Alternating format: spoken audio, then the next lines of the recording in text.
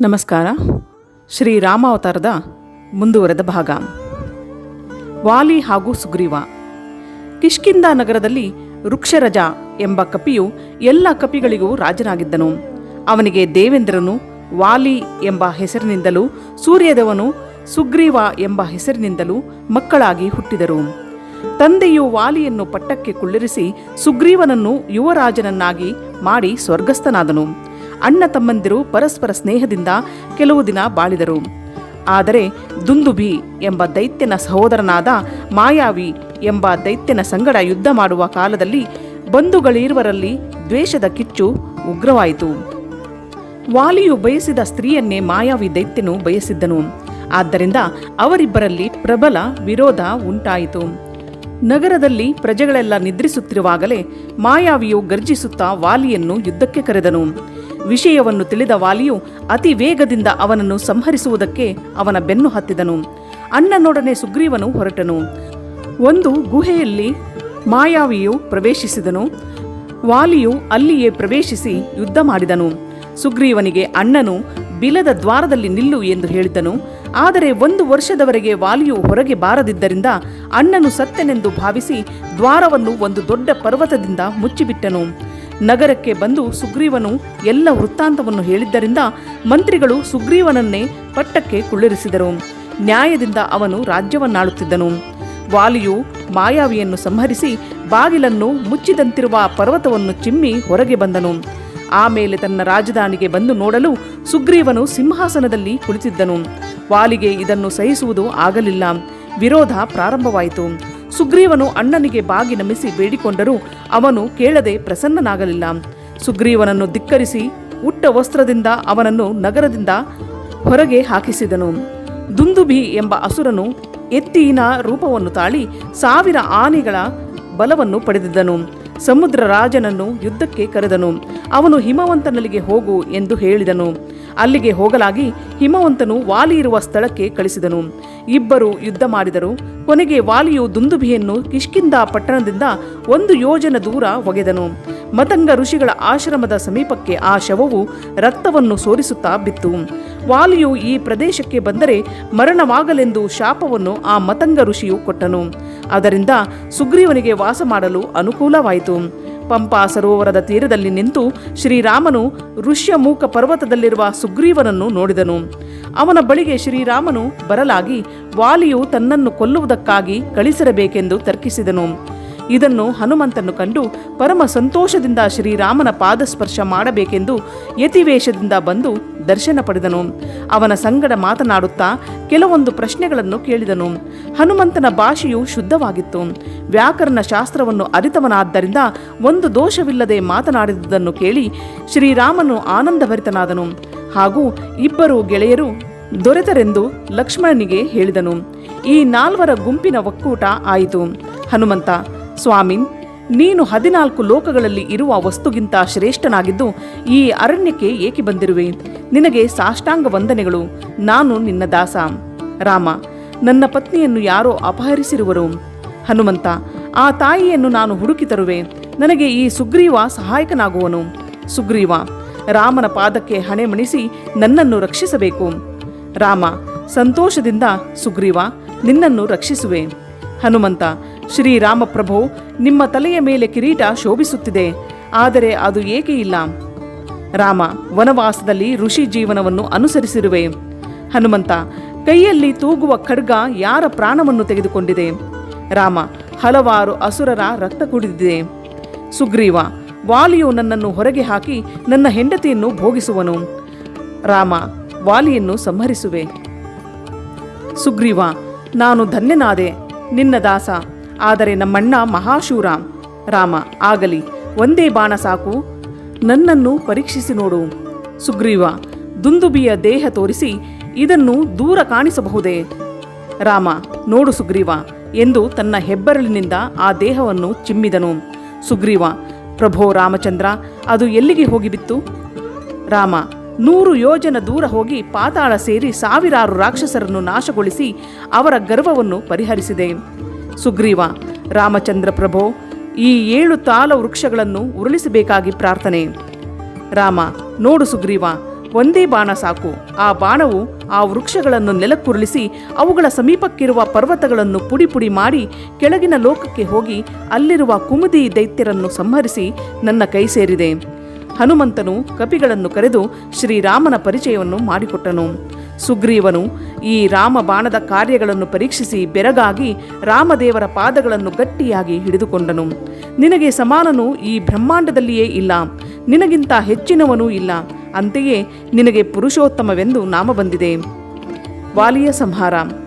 ಶ್ರೀರಾಮನ ಆಜ್ಞೆಯಿಂದ ಸುಗ್ರೀವನು ಕಿಷ್ಕಿಂಧ ನಗರದ ಮಹಾದ್ವಾರಕ್ಕೆ ಬಂದನು. ಪರಮೋತ್ಸಾಹದಿಂದ ವಾಲಿಯನ್ನು ಯುದ್ಧಕ್ಕೆ ಕರೆದನು. ಪೆಟ್ಟು ತಿಂದ ಹಾವಿನಂತೆ ಕೋಪಗೊಂಡ ವಾಲಿಯು ಹೊರಗೆ ಬಂದು ಅಂಗೈ ಹಾಗೂ ಮುಷ್ಟಿಗಳಿಂದ ಪರಸ್ಪರರು ಕಾದಾಡಿದರು. ಬರಬರುತ್ತಾ ಸುಗ್ರೀವನ ಶಕ್ತಿ ಕುಂದಿತು. ಪೆಟ್ಟನ್ನು ತಾಳಲಾರದೆ ಓಡಿದನು. ಶ್ರೀರಾಮನ ಕಾಲಿಗೆ ಬಿದ್ದನು. ಮೈ ತುಂಬಾ ರಕ್ತ. ರಾಮದೇವನು ಸುಗ್ರೀವನ ಕ್ಷೇಮಕ್ಕಾಗಿ ಗಿಡಗಳ ಮರೆಯಲ್ಲಿ ನಿಂತಿದ್ದನು. ವಾಲಿಯು ರಾಮಭಕ್ತನೇ ಆಗಿದ್ದನು. ಎದುರಿಗೆ ಬಂದರೆ ವಾಲಿ ನಮಸ್ಕಾರ ಮಾಡದಿರಲಾರನು. ಆಗ ಅಭಯವನ್ನು ಕೊಡಲೇಬೇಕಾಗುತ್ತಿತ್ತು. ಈ ರಹಸ್ಯವನ್ನು ಪ್ರಕಟಿಸಿರಲಿಲ್ಲ. ಸುಗ್ರೀವ ವಾಲಿಯರ ದ್ವೇಷ ಹೆಚ್ಚಾಯಿತು. ವಾಲಿಯನ್ನು ಸಂಹರಿಸಿದ್ದರೆ ದ್ವೇಷ ಭಾವನೆ ಅಳಿಯಲಾರದೆಂದು ಶ್ರೀರಾಮನು ನಿರ್ಧರಿಸಿ ಎರಡನೆಯ ಸಾರಿಯ ಯುದ್ಧದಲ್ಲಿಯೂ ಸುಗ್ರೀವನ ದುರವಸ್ಥೆಯನ್ನು ಕಂಡು ತೀಕ್ಷ್ಣವಾದ ಬಾಣದಿಂದ ಗುರಿಯಿಟ್ಟು ವಾಲಿಯ ಎದೆಗೆ ಎಸೆದನು. ವಾಲಿಯು ಕೆಳಗೆ ಬಿದ್ದನು. ಮೆಲ್ಲನೆ ವಾಲಿಯ ಸಮೀಪಕ್ಕೆ ಶ್ರೀರಾಮನು ಬಂದನು. ವಾಲಿಗೆ ನಮಸ್ಕಾರ ಮಾಡಲು ಸಾಧ್ಯವಾಗಲಿಲ್ಲ. ಮನಸ್ಸಿನಲ್ಲಿಯೇ ಸಲ್ಲಿಸಿದನು. ಪ್ರಭೋ ರಾಮದೇವ, ನಾನು ಸುಗ್ರೀವನ ಸಂಗಡ ಯುದ್ಧ ಮಾಡುತ್ತಿರುವಾಗ ನನಗೆ ಕಾಣಿಸದೆ ಬಾಣ ಎಸೆಯುವುದು ಯೋಗ್ಯವೇ? ನಾನು ನಿರಪರಾಧಿಯಲ್ಲವೇ? ಎಲೋ ವಾಲಿ, ನೀನು ಸೂಕ್ಷ್ಮವಾದ ಧರ್ಮವನ್ನು ತಿಳಿದವನಲ್ಲ. ತಮ್ಮನ ಹೆಂಡತಿಯು ನಿನಗೆ ಸೊಸೆಯಲ್ಲವೇ? ಅವಳನ್ನು ಭೋಗಿಸುವುದು ಧರ್ಮವೇ? ಸುಗ್ರೀವನು ನಿನ್ನ ತಮ್ಮನಲ್ಲವೇ? ಅವನಿಗೆ ರಾಜ್ಯದ ಭಾಗದಲ್ಲಿ ಹಕ್ಕಿಲ್ಲವೇ? ಹೀಗೆ ಪ್ರಶ್ನೆಗಳನ್ನು ಕೇಳಲಾಗಿ ಸುಮ್ಮನಾದನು. ಬೇಕಾದರೆ ಬದುಕಿಸುವನು ಕೇಳಿಕೋ ಎನ್ನಲು ವಾಲಿಯು ಬೇಡ ಸ್ವಾಮಿ, ಬದುಕುವುದಕ್ಕೆ ಇಚ್ಛಿಸಿಲ್ಲ. ನಿನ್ನ ಸನ್ನಿಧಾನದಲ್ಲಿ ಪ್ರಾಣ ಬಿಟ್ಟರೆ ನನಗೆ ಸುಖ ದೊರೆಯುತ್ತಿದೆ. ಪ್ರಭೋ ರಾಮಚಂದ್ರ, ನನ್ನ ಮಗ ಅಂಗದನನ್ನು ರಕ್ಷಿಸುವ ಹೊಣೆ ನಿನ್ನದು. ಎಲೋ ಸುಗ್ರೀವ, ನೀನು ಪಟ್ಟಾಭಿಷಿಕ್ತನಾಗು. ಅಂಗದನು ನಿನಗೆ ಮಗನಲ್ಲವೇ? ಅವನನ್ನು ಯುವರಾಜನನ್ನಾಗಿ ಮಾಡೆಂದು ಹೇಳಿ ಪ್ರಾಣ ಬಿಟ್ಟನು. ತಾರೆಯು ಓಡಿ ಬಂದು ವಾಲಿಯನ್ನು ಅಪ್ಪಿಕೊಳ್ಳಬೇಕೆಂದಳು. ಎದೆಗೆ ಬಾಣ ನೆಟ್ಟಿತ್ತು. ನೀಲನು ಅದನ್ನು ಕಿತ್ತಿ ತೆಗೆದನು. ಅವಳು ಹಾಗೂ ಅಂಗದನು ರೋಧಿಸುತ್ತಾ ಹೊರಳಾಡಿದರು. ಉತ್ತರ ಕ್ರಿಯೆಯನ್ನು ಮಾಡಿರೆಂದು ಶ್ರೀರಾಮನು ಹೇಳಿದನು. ಸುಗ್ರೀವನಿಗೆ ಪಟ್ಟಾಭಿಷೇಕದೊಂದಿಗೆ ಅಂಗದನಿಗೂ ಯುವರಾಜ್ಯಾಧಿಪತ್ಯವು ದೊರೆಯಿತು. ಸುಗ್ರೀವನು ಅಣ್ಣನ ಹೆಂಡತಿಯ ಭೋಗ ಮಾಡಿ ಪಾಪದಲ್ಲಿ ಭಾಗಿಯಾದನು. ಏಕೆಂದರೆ ಅಣ್ಣನು ತಂದೆಗೆ ಸಮಾನ, ಅವನ ಹೆಂಡತಿ ತಾಯಿ ಸಮಾನವೆಂಬುದನ್ನು ತಿಳಿಯದೆ ಅವಿವೇಕಿಯಾದನು. ಕೃಷ್ಣಾವತಾರದಲ್ಲಿ ಅದಕ್ಕಾಗಿ ಕರ್ಣನಾಗಿ ಹುಟ್ಟಿ ಕೃಷ್ಣನ ದ್ವೇಷ ಮಾಡಿದನು. ಸುಗ್ರೀವನು ಶ್ರೀರಾಮನ ಸೇವೆ ಮಾಡಲು ಸಿದ್ಧನಾದನು. 4 ತಿಂಗಳ ವಿಶ್ರಾಂತಿ ಪಡೆಯಲು ಅಪ್ಪಣೆಯನ್ನಿತ್ತನು. ಮಳೆಗಾಲ ಮುಗಿಯಿತು. ಸುಗ್ರೀವನು ಶ್ರೀರಾಮನ ಅಪ್ಪಣೆಯನ್ನು ಮರೆತು ರಾಜ್ಯ ಸುಖ ಸಾಮಗ್ರಿಗಳು, ಸ್ತ್ರೀಯರು ಮುಂತಾದ ಸಂಪತ್ತಿನಲ್ಲಿ ಕಾಲ ಕಳೆದನು. ದುರಹಂಕಾರದ ಸರ್ಪವು ಹಾಲಿನಿಂದ ತನ್ನನ್ನು ಪೋಷಿಸಿರುವವರನ್ನು ಮರೆತು ಬಿಡುತ್ತದೆ.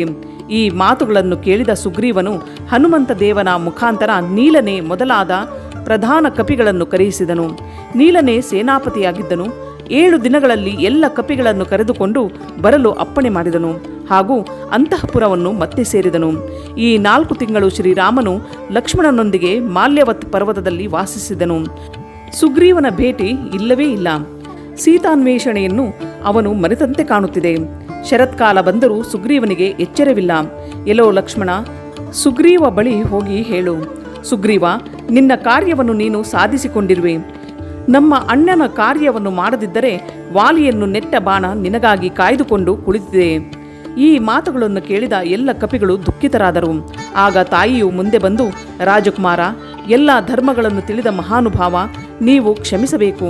ಸುಗ್ರೀವನು ಬಹುಕಾಲದಿಂದ ತುಂಬಾ ಕಷ್ಟಪಟ್ಟಿರುವನು. ಇವನಿಗೆ ಒಮ್ಮೆಲೆ ರಾಜ್ಯ ಸಂಪತ್ತು, ಸ್ತ್ರೀಯರು ದೊರೆತಿರುವುದರಿಂದ ಇವನು ನಾನು ಹಾಗೂ ರಮಾದೇವಿಯಿಂದ ಆಲಂಗಿತನಾಗಿ ಕುಳಿತಿರುವನು.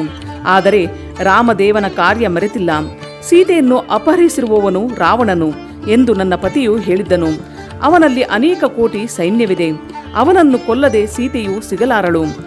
ಆ ಬಹುಸಂಖ್ಯೆಯ ಸೈನ್ಯವನ್ನು ಕೊಲ್ಲದೆ ಅವನನ್ನು ಕೊಲ್ಲಲು ಸಾಧ್ಯವಿಲ್ಲ. ನಮಗೆ ದೊಡ್ಡ ಕಪಿ ಸೈನ್ಯ ಬೇಕಾಗಿದೆ.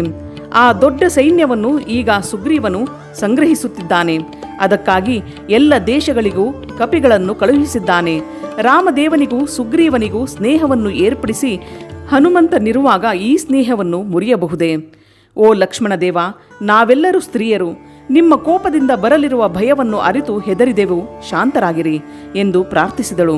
ಲಕ್ಷ್ಮಣನು ಈ ಮಾತುಗಳನ್ನು ಕೇಳಿ ಶಾಂತನಾಗಿ, ಓ ಮಿತ್ರ, ಮಗನು ಮಾಡಿದ ಅಪರಾಧವನ್ನು ತಾಯಿಯು ಕ್ಷಮಿಸುವುದಿಲ್ಲವೇ? ಮಿತ್ರನೇ, ತಾವು ಸಂಕಲ್ಪಿಸಿದ ಕಾರ್ಯವು ಕೂಡಲೇ ನೆರವೇರದಿದ್ದರೆ ಎಲ್ಲರಿಗೂ ಕೋಪವು ಬರುವುದು. ಈ ಕಾರ್ಯವು ಬೇಗನೆ ನೆರವೇರಬೇಕೆಂದು ನಾನು ಕುಪಿತನಾದೆನು. ಅದಕ್ಕೆ ಸುಗ್ರೀವನು ಹನುಮಂತ ದೇವನಿಗೆ ಎಲ್ಲ ಕಪಿಗಳನ್ನು ಕೂಡಿಸಲು ಹೇಳಿದನು. ಮುಖ್ಯಮಂತ್ರಿ ಎನಿಸಿ ಹನುಮಂತನು 10 ದಿನಗಳಲ್ಲಿ ಮಹೇಂದ್ರ ಮಲಯ ಮುಂತಾದ ಪರ್ವತಗಳಲ್ಲಿಯೂ ಪ್ಲಕ್ಷ ಮುಂತಾದ ದ್ವೀಪಗಳಲ್ಲಿಯೂ ಇರುವ ಸರ್ವ ಕಪಿಗಳನ್ನು ಕರೆದುಕೊಂಡು ಬರಬೇಕೆಂದು ನಗರ ನಿವಾಸಿಗಳಾದ ಕಪಿಗಳಿಗೆ ಉಗ್ರವಾದ ಅಪ್ಪಣೆಯನ್ನು ಮಾಡಿದನು. ಆಜ್ಞೆಯನ್ನು ಪಡೆದ ಕಪಿಗಳು ಎಲ್ಲ ಪ್ರದೇಶಗಳಿಗೆ ಹೋಗಿ ಹೇಳಲಾಗಿ ಶ್ರೀರಾಮನ ಸೇವೆ ಎಂದು ಭಾವಿಸಿ ಬಂದು ಸೇರಿದವು.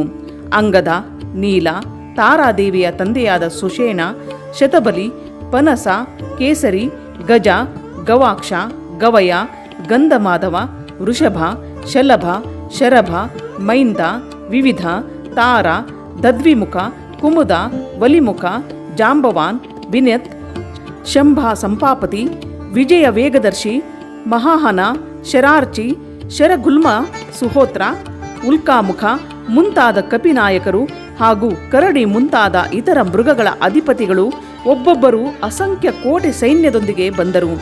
ಅವರೆಲ್ಲರನ್ನು ಕರೆದುಕೊಂಡು ಹನುಮಂತನೊಡನೆ ಸುಗ್ರೀವನು ರಾಮನ ಸನ್ನಿಧಿಗೆ ಲಕ್ಷ್ಮಣ ಸಹಿತವಾಗಿ ಬಂದನು. ಸ್ವಾಮಿ, ನಾವೆಲ್ಲರೂ ನಿನ್ನ ದಾಸರು, ಏನು ಅಪ್ಪಣೆ ಎಂದು ಕೇಳಿದರು. ರಾಮಚಂದ್ರನು ಮೆಲ್ಲನೆ ನಕ್ಕನು. ಅವರಿಗೆಲ್ಲ ಕುಳಿತುಕೊಳ್ಳಲು ಅಪ್ಪಣೆ ಮಾಡಿದನು. ಸುಗ್ರೀವನು ಪೂರ್ವ ದಿಕ್ಕಿನಲ್ಲಿರುವ ಯಮುನಾ, ಗಂಗಾ, ಸರಸ್ವತಿ, ಕೌಶಿಕ, ನರ್ಮದಾ, ಕೋಣ, ಉತ್ತರ ಕಾವೇರಿ, ಗೋಮತಿ, ಉತ್ತರ ಸರಸ್ವತಿ ಮುಂತಾದ ನದಿಗಳ ತೀರದಲ್ಲಿರುವ ಉಪವನಗಳು, ವಿದೇಹ, ಕಾಶಿ, ಕೋಸಲ, ಪೌಂಡ್ರ ಮುಂತಾದ ದೇಶಗಳು, ಮಂದ ಮುಂತಾದ ಪರ್ವತಗಳು, ಈ ಸ್ಥಳಗಳಲ್ಲಿ ಸೀತೆಯನ್ನು ಹುಡುಕಿ ತರುವಂತೆ ವಿನತನಿಗೆ ಅಪ್ಪಣೆ ಕೊಟ್ಟನು. ಹನುಮಂತನಿಗೆ, ಎಲೋ ಮಿತ್ರ ಹಾಗೂ ಮಂತ್ರಿಯ ಪೂಜ್ಯ ಗುರುವೇ, ರಕ್ಷಕನೇ, ನೀನು ನಿನ್ನ ಹಿಂದೆ ಅಂಗದನನ್ನು ಕರೆದುಕೊಂಡು ರಾವಣನ ಮನೆಗೆ ಹೋಗಿ ಸೀತೆ ಇರುವ ಸ್ಥಳವನ್ನು ಶೋಧಿಸಿ ಶ್ರೀರಾಮದೇವರ ಸನ್ನಿಧಿಗೆ ಬರಬೇಕು ಎಂದು ಅವನಿಗೆ ಬೇಡಿಕೊಂಡನು. ಓ ಮಾವ ಸುಷೇಣ, ಪಶ್ಚಿಮ ದಿಕ್ಕಿನಲ್ಲಿರುವ ಪಂಚನದ ಕಾಶ್ಮೀರ, ಗಾಂಧಾರ ದೇಶಗಳಲ್ಲಿ ಪಾರಿಯಾತ್ರ, ಚಕ್ರಪರ್ವತ ಮುಂತಾದ ಸ್ಥಳಗಳಲ್ಲಿ ಸೀತೆಯನ್ನು ಹುಡುಕು ಎಂದು ಅವನಿಗೆ ಅರಿಕೆ ಮಾಡಿಕೊಂಡನು. ಓ ಶತಬಲಿಯೇ, ಉತ್ತರ ದಿಕ್ಕಿನಲ್ಲಿರುವ ಮತ್ಸ್ಯ, ಶೂರಸೇನ, ಮದ್ರ ಮುಂತಾದ ದೇಶಗಳಲ್ಲಿಯೂ ಹಿಮವತ್ಪರ್ವತ, ಕಾಲಗಿರಿ, ಕೈಲಾಸ, ತ್ರಿಶಿಖರ, ಕ್ರೌಂಚ, ಮೈನಾಕ, ಗಂಧಮಾದನ, ಸುದರ್ಶನ, ವೇದಗರ್ಭ, ಭೃಗತುಂಡ, ತಾಮ್ರಕ ಮುಂತಾದ ಪರ್ವತಗಳಲ್ಲಿಯೂ ಸೀತೆಯನ್ನು ಹುಡುಕು ಎಂದು ಅಪ್ಪಣೆ ಮಾಡಿದನು. ಶ್ರೀರಾಮಚಂದ್ರನು ಹನುಮಂತನನ್ನು ಕರೆದು, ಓ ನನ್ನ ಸೇವಕ, ಈ ಸೀತಾ ಶೋಧನೆಯು ನಿನ್ನನ್ನು ಬಿಟ್ಟು ಇನ್ನೊಬ್ಬರಿಂದ ಸಾಧ್ಯವಿಲ್ಲ. ನೀನು ಕಪಿಗಳೊಡನೆ ದಕ್ಷಿಣಕ್ಕೆ ಹೋಗು, ಸೀತೆಯನ್ನು ಶೋಧಿಸು. ನಿನ್ನ ಮೇಲೆ ಅವಳಿಗೆ ವಿಶ್ವಾಸವಿದೆ. ಹೆಚ್ಚಾಗಿ ನಂಬಿಕೆ ಹುಟ್ಟುವುದಕ್ಕಾಗಿ ಈಗ ನಾನು ಕೊಟ್ಟಿರುವ ಉಂಗುರವನ್ನು ಅವಳಿಗೆ ಕೊಡು ಎಂದು ಹೇಳಿ ಸೀತೆಯ ವಿವಾಹ ಕಾಲದಲ್ಲಿ ಜನಕರಾಜನು ತನಗೆ ಕೊಟ್ಟ ರತ್ನದ ಬೆಳಕಿನಿಂದ ಶೋಭಿಸುತ್ತಿರುವ ಉಂಗುರವನ್ನು ಕೊಟ್ಟನು. ಹನುಮಂತ ದೇವನು ಶ್ರೀರಾಮನಿಗೆ ನಮಸ್ಕರಿಸಿ ಉಂಗುರವನ್ನು ತೆಗೆದುಕೊಂಡು ಹೊರಟನು. ಕಳ್ಳನು ತಾನು ಕದ್ದ ವಸ್ತುವನ್ನು ತನ್ನ ಮನೆಯಲ್ಲಿ ಬಚ್ಚಿಡುವುದಿಲ್ಲ. ಇತರರಿಂದ ಕಂಡು ಹಿಡಿಯಲು ಸಾಧ್ಯವಲ್ಲದ ಪ್ರದೇಶದಲ್ಲಿ ಬಚ್ಚಿಟ್ಟು ಸ್ವಕೀಯ ಜನರನ್ನು ಕಾಯಲು ಇಡುವಂತೆ ರಾವಣನ ಕೃತಿ ಇರುತ್ತಿರುವಾಗ ರಾಜನಾದ ರಾಮದೇವನು ಅದನ್ನು ಶೋಧಿಸಲು ದೂತರಿಗೆ ಅಪ್ಪಣೆ ಮಾಡಿ ಕಂಡು ಹಿಡಿಯುವಂತೆ ಎಲ್ಲ ದಿಕ್ಕುಗಳಲ್ಲಿಯೂ ಅವರನ್ನು ಕಳುಹಿಸಿದನು. ಶ್ರೀರಾಮದೇವರ ಆಜ್ಞೆಯನ್ನು ಪಡೆದ ಕಪಿಗಳು ದಕ್ಷಿಣ ದಿಕ್ಕಿಗೆ ಹೋದರು. ಆದರೆ 100 ಯೋಜನ ಅಗಲವಾದ ಉಪ್ಪು ನೀರಿನ ಸಮುದ್ರವನ್ನು ದಾಟಿ ಲಂಕಾ ಪಟ್ಟಣಕ್ಕೆ ಹೋಗಬೇಕಾಗಿದ್ದು ಅವರಿಗೆ ಸಾಧ್ಯವಾಗಲಿಲ್ಲ. ಹನುಮಂತ ದೇವನಿಗೆ ಮಾತ್ರ ಸಾಧ್ಯವಾಯಿತು. ಉಳಿದ 3 ದಿಕ್ಕುಗಳಿಗೆ ಹೋದ ವಿನತ, ಸುಷೇಣ, ಶತಬಲಿ, ಅಂಗದ, ಜಾಂಬವಂತನಿಗಿಂತ ಅಲ್ಪ ಶಕ್ತಿಯುಳ್ಳವರಾಗಿದ್ದರು. ಅವರೇನೋ 2, 4, 8, 16, 32, 64 ಯೋಜನ ದಾಟಿ ಪ್ಲಕ್ಷ ದ್ವೀಪಕ್ಕೆ ಹೋಗಿದ್ದರು. ನೆಗೆದು ಹೋಗಿರಲಿಲ್ಲ. ನಡೆದುದಾಗಿಯೂ ಈಜಿಯಾಗಿಯೂ ನೆಗೆದು ಹಾರಿ ಹೋಗಿ ಬಂದು ಲಂಕಾಪಟ್ಟಣವನ್ನು ಮುಟ್ಟುವಂತಿರಲಿಲ್ಲ. ಕಪಿಗಳ ಪರೀಕ್ಷೆ. ಕಪಿಗಳು ಬೇರೆ ಬೇರೆ ದಿಕ್ಕುಗಳಲ್ಲಿ ಸಂಚರಿಸಿ ಬಂದರೂ ಸೀತೆಯ ಶೋಧನೆಯಾಗಲಿಲ್ಲ. ಸೀತೆಯು ಯಾವ ಗುಹೆ, ವನ, ಉಪವನಗಳಲ್ಲಿ ದೊರೆಯದಿದ್ದುದರಿಂದ ತಿರುಗಿ ಬಂದು ಹನುಮಂತ ದೇವರನ್ನು ಕೂಡಿಕೊಂಡರು. ಹನುಮಂತ ದೇವನು ಸಂಶೋಧನೆಯ ಕಾರ್ಯವನ್ನು ಮಾಡದಿದ್ದರೆ ರಾಜನಿಂದ ಉಗ್ರ ಶಿಕ್ಷೆಯಾಗುವುದರಲ್ಲಿ ಸಂದೇಹವೇ ಇಲ್ಲ. ಇದನ್ನು ಕಪಿಗಳು ಹಸಿವೆ ನೀರಡಿಕೆಗಳನ್ನು ಬಿಟ್ಟು ಪುನಃ ಎಲ್ಲ ಕಡೆಗೆ ಹುಡುಕಿದರು. ವಿಂಧ್ಯ ಪರ್ವತದ ಗುಹೆಗಳಲ್ಲಿಯೂ ಇತರ ಪ್ರದೇಶಗಳಲ್ಲಿಯೂ ಶ್ರೀರಾಮನ ಮೇಲಿನ ಭಕ್ತಿಯಿಂದಲೂ ಸುಗ್ರೀವನ ರಾಜಭಯೆಯಿಂದಲೂ ಪರ್ವತಗಳನ್ನು ಕಿತ್ತು ಬಿಸಾಡಿದರು. ಸಿಂಹಗಳನ್ನು, ಹುಲಿಗಳನ್ನು, ರಾಕ್ಷಸರನ್ನು, ಮದಗಜಗಳನ್ನು ಕೋಪದಿಂದ ಓಡಿಸಿದರು. ಮರಗಳನ್ನು ಕಿತ್ತಿ ಹಾಕಿದರು, ಬಂಡೆಗಲ್ಲು ಉರುಳಿಸಿದರು. ಎಲ್ಲೋ ರಾವಣನೇ, ನೀನು ಸಾಯುವಂತಾಗಲಿ, ನಿನ್ನ ಸಲುವಾಗಿ ಇವೆಲ್ಲವುಗಳನ್ನು ಕೊಲ್ಲುತ್ತೇವೆ ಎಂದು ಕೂಗಾಡಿದರು. ಎಷ್ಟು ದಣಿದುಕೊಳ್ಳಬಹುದು? ಒಮ್ಮೆ ಭೂಮಿಯಲ್ಲಿ ಹುಟ್ಟುವ ದೇವತೆಗಳಿಗೆ ಹಸಿವೆ ನೀರಡಿಕೆ ಬಾಧಿಸದಿರಲಾರವು.